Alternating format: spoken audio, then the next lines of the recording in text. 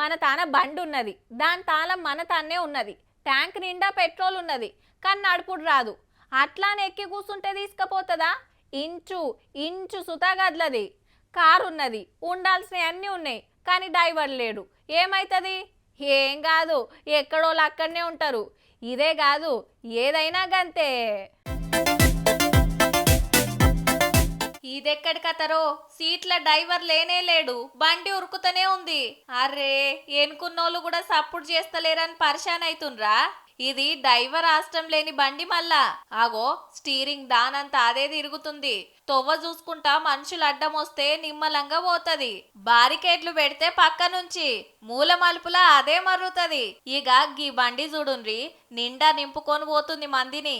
ఈ కారు కూడా అంతే. డ్రైవర్ సీట్లో కూసున్న సారు చేతులు లావట్టినా ఉరుకుడే ఉరుకుడు. మస్తుందిలే. ఏడనో కాదు, మన హైదరాబాద్ ఐఐటి స్టూడెంట్ల టాలెంట్ ఇదంతా. సెన్సార్లు, చుట్టూ చూసే కెమెరాలు, రాడార్ టెక్నాలజీ తోటి నడుస్తుంది.